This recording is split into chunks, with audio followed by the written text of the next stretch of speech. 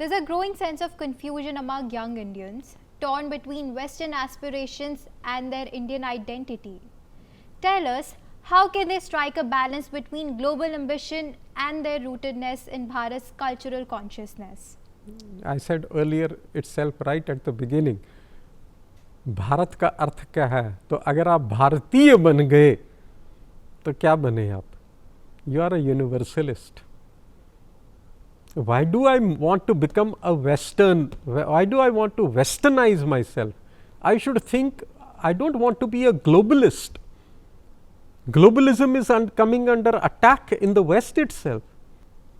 Globalization westernize नहीं करना है, universalize करना है. I have to pick up the best from the West and the best from the East. East में जो ये tendency of not questioning but swallowing the truth है, that has to go. West से अगर मुझे कुछ सीखना है, वो उनका अटायर नहीं सीखना है, उनकी शैली नहीं सीखनी है, वो गलत है सब. उनकी भोजन खाने की पद्धति नहीं सीखनी है, तो फिर मुझे उधर से सीखना क्या है? द रेस्टलेस इनक्विजिटिव कैपेबिलिटी जिसने साइंस को जन्म दिया. Science is the greatest boon that the West gave to the world. Renaissance के बाद जो एनलाइटनमेंट की एज आई 18वीं सदी में, जिसका डायरेक्ट फॉल आउट हुआ इंडस्ट्रियल रिवॉल्यूशन में, जन्म हुआ साइंस और टेक्नोलॉजी का, उसने संसार कितना बढ़िया बना दिया. The next stage is integrating this science and technology with inner engineering. So we know that science and spirituality are nothing but two sides of the same coin, right? तो अगर हमारे यहाँ भारत में spirituality है prominent, तो यहाँ पे science भी तो जन्मा है, मगर हम भूल गए ना वो, क्योंकि कोर जो है, ये संसार जो है, ये सारा संसार जो है, ये एक स्पिनोजा की भाषा में, स्पिनोजा कहते हैं, ये संसार जो है वो एक रिपल्स है. वो समंदर में या किसी अगर लेक में आप जाते हो, पत्थर फेंकते हो पानी में, तो वहाँ पे क्या होता है? लहरें बनती है ना, सर्कुलर. अगर आप किसी तालाब में एक कंकर फेंकोगे, तो जहाँ पे वो कंकर हिट करेगा वो एपिसेंटर बनेगा, और उसके इर्द गिर्द क्या बनेंगी? वेव्स बनेंगी कंसेंट्रिक. एक छोटी वेव, फिर बड़ी, फिर बड़ी, फिर बड़ी, वो धीरे धीरे डिसिपेट. समंदर में भी ऐसे ही लहरें पैदा होती हैं जब इक्लिप्सेस आते हैं, टाइड्स आते हैं उसके कारण. वैसे ही ये संसार है. इसका जो सेंटर है वो स्पिरिचुअल कोर है, कॉन्शियस एनर्जी है. मध्य में क्या है? Conscious energy. वो कॉन्शियस एनर्जी धीरे धीरे एक्सपैंड करती है, सर्कुलर. वो आपके आइडिएशनल यूनिवर्स को जन्म देती है, आइडिएशनल इंडिविजुअल के आइडिएशनल, फिर social, cultural, material, economic, environmental. तो ये क्या है? वेव्स हैं. एक मध्य में है, बाकी उसके डिफरेंट लेवल्स ऑफ रियलिटी हैं. ये एक ही लेवल पे, ये प्लेन नहीं है, ये फ्लैट नहीं है, 2 डायमेंशनल रियलिटी नहीं है. इस तरह से मैं इसको देखता हूं. My next question to you, sir. In your experience with students across universities, what do you feel India's youth need to remember most about their heritage while stepping into a rapidly changing modern world? आज के समय में हम जानते हैं sir, technology, AI, science and youth का अपने culture से ही थोड़ा डिस्टेंट होना, ये सारी चीज़ें एक साथ हो रही हैं. What is your message to the youth? I would ask youth to become inquisitive. Don't accept anything. Don't swallow truths. Even if it is truth, don't swallow it. Interrogate it, question it, experiment with it. I'm saying so many things over here, and if the youth listens to me, don't swallow even this, what I'm saying. There's a beautiful novel, very small novel by Hermann Hesse, titled Siddharth. I don't know if you have read it. In that, the story goes like this.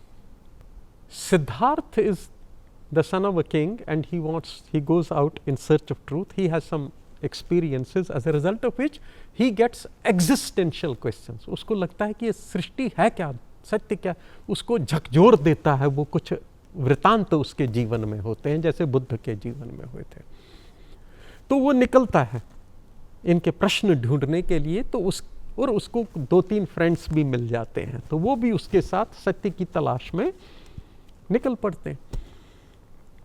आखिर सारनाथ में उनको बुद्ध मिल जाते हैं। बुद्ध ने सत्य को पाया है, जिया है, इसलिए उनकी वाणी में सत्य की गरमाइश है, हीट है, दैट फोर्स है, पावर है।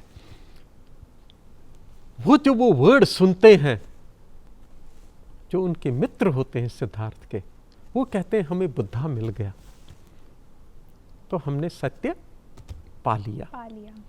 वो वहीं रुक जाते हैं।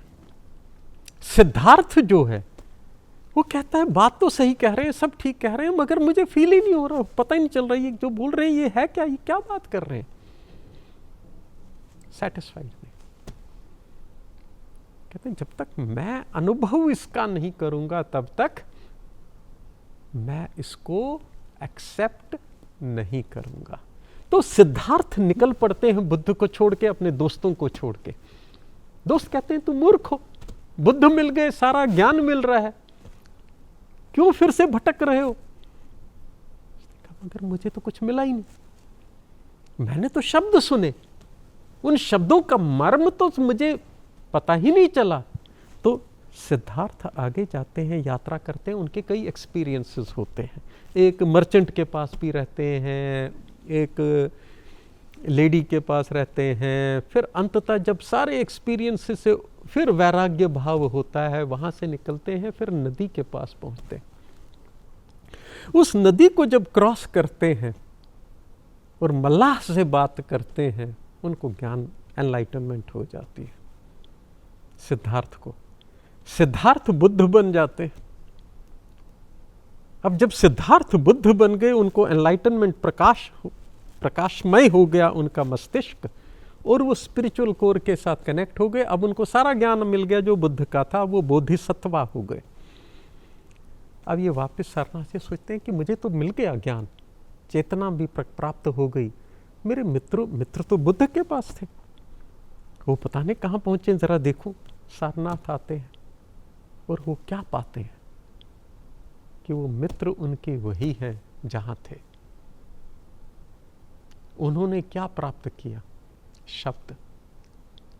वो स्कॉलस्टिसिज्म में चले गए, स्कॉलरशिप में चले गए, जो हमारे पंडितों ने काम किया। उन्होंने उसकी ग्रामर पढ़नी शुरू कर दी, कमेंट्रीज, भाष्य लिखने शुरू कर दिए, वो संस्कृत ग्रामेरियंस बन गए। मगर जो उसका मर्म था, जो स्पिरिट था, उसको छू नहीं पाए। तो ये करना जरूरी है। सुनो, मगर सबसे इंपॉर्टेंट पढ़ो, मगर पढ़ना और सुनना वो सिर्फ पहले आपकी ओरिएंटेशन के लिए जरूरी है। अंततः जब तक आपकी चेतना का रूपांतरण नहीं होगा, आप मानसिक चेतना से सुपरामेंटल कॉन्शियसनेस में नहीं जाते, तब तक आपने कुछ प्राप्त नहीं किया। तो मेरा यूथ से यही कहना है, learn to distinguish between knowledge and consciousness. Knowledge is information, वो खबर है, और consciousness, चेतना क्या है? वो नजर है, दर्शन है। दर्शन को फिलॉसफी मत बनाओ। Beautifully said, Professor. A youth rooted truly makes for a resilient nation. Exactly. And that brings us to how Bharat engages with the world, not as a follower, but as a thought leader. From yoga to Ayurveda, from diplomacy to disaster relief, Bharat's soft power has always spoken louder than its slogans.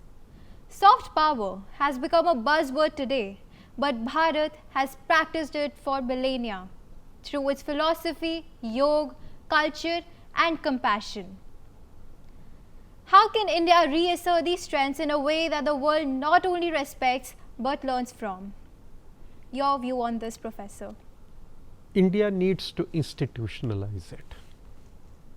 हमारे यहाँ पे कितने centres हैं वैदिक learning के? कहीं नहीं दिखता आपको. आपको वैदिक लर्निंग के सेंटर्स कहाँ मिलेंगे? यूरोप में मिलेंगे, अमेरिका में मिलेंगे. यहाँ क्यों नहीं? जहाँ जननी है, जहाँ से ज्ञान निकला, जहाँ से ये सब कुछ निकला. Educational institutions need to be recast.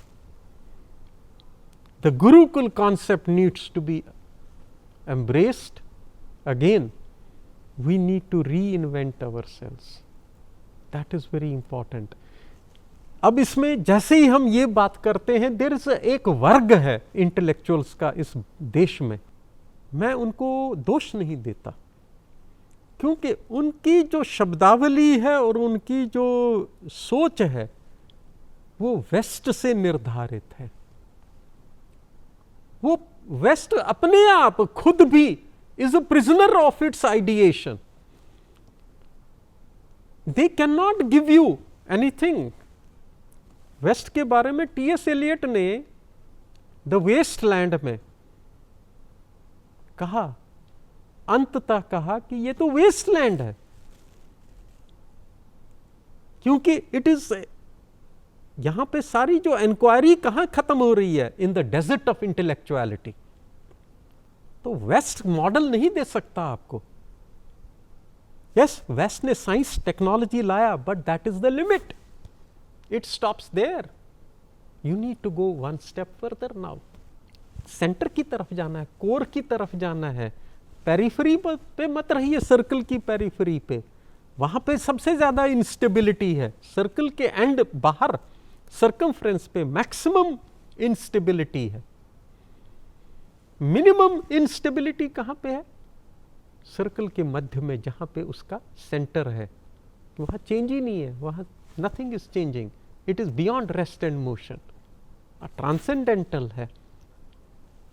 तो उससे निकलिए. वो लोग जैसे ही हम ये बातें करते हैं, वो कहते हैं जी ये तो we are setting the clock back. We are not setting the clock back. We are rather advancing. We are coming out of the trap of past, present and future. We are going into the dimension of timelessness. We are speaking of the dimension of infinity, which contains space and time. Infinity, eternity. How can it be a turning back? And we are asking that our people should inherit this wisdom. तो इसके लिए हमें अपनी educational institutions का complete reinvention करना पड़ेगा. You've often spoken about inner strength leading to national strength. In that sense, do you believe the character of a nation is a reflection of the consciousness of its people? Yeah, it is. Because what is a nation? A nation is so many souls taken together, so many people taken together. A We collective constitute identity. collective identity. So it is. So, but then it will depend on what is the quality of the people who are inhabiting that land.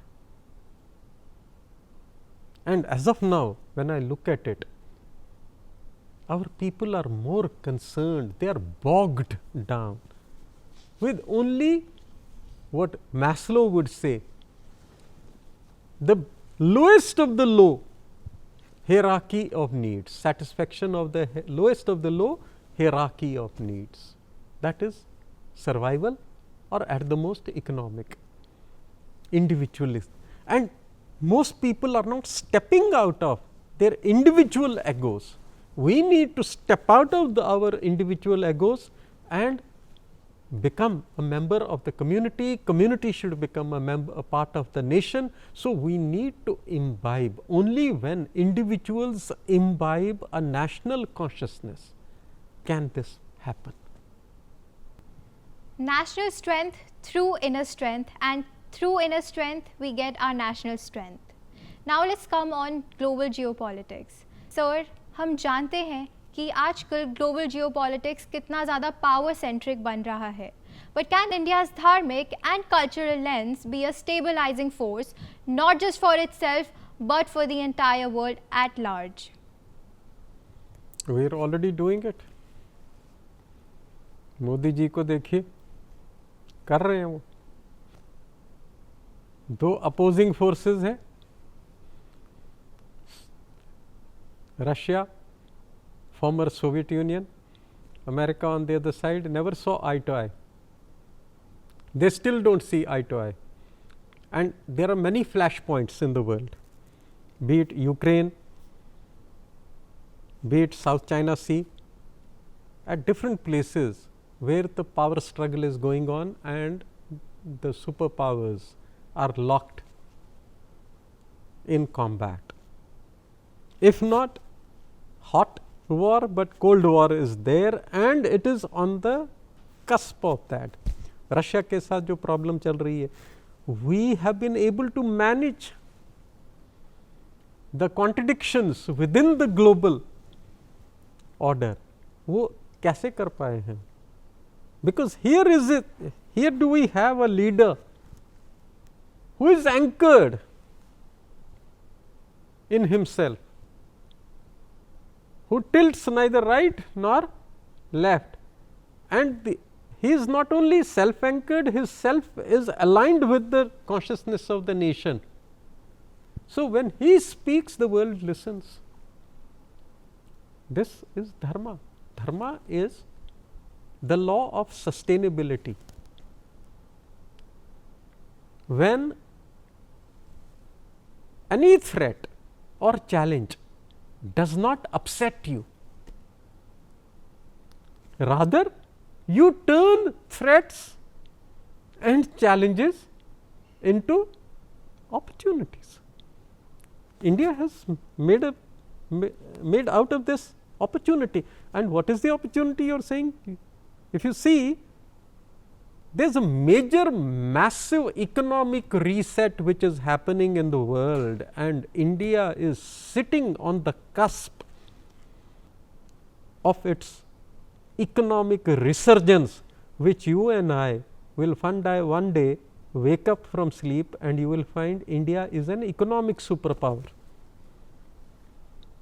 You will not even get to know. Why? Because there will be a monetary reset. We are on our way to become that. Yeah. We are already. But how is it happening? It is happening because you have a leadership at this point of time. He is the man of the hour who has to lead this nation. He is a person who is not gullible, who takes all situations into consideration. So, he is leading the nation. This self-anchoredness, this is dharma, this is the lesson, this is the lesson here for the world. Do not just capitulate. Compare your nation now to Pakistan. It is not that India also did not have similar situation. India also had a similar situation in 1991, when we went begging to IMF and we had to introduce structural reforms in our economy, as a result of which you had all these economic liberalization and globalization. But at this point of time, when a country like America says to you, open up the agriculture sector or we will do this, we will impose 100% tariffs. Look at how you are responding. All this comes from dharmic power. And here is a learning for the rest of the nation, that if you do not have a self-interest, petty self-interest, individual interest, and you are thinking for the nation, you are working for the nation, The world may throw brickbats at you, but you know what you are doing is the right thing to do. In the given circumstances, nobody can turn you away from your path, and you will succeed, and India is succeeding. इतनी जल्दी 15 साल में कहाँ आप yes sir करते थे China को भी. I remember in the 80s, one prime minister going and meeting Deng Xiaoping and trying to curry his favor. Another going to America कि माय बाप हम पे कृपा कर दो. What happened? It's not your economic resources which define you. It is the strength of your character, the strength of your consciousness. India had the same resources at that time as it has now. But with those resources, we are manufacturing a new nation, creating a new nation. The strength lies here. And that comes from Dharma.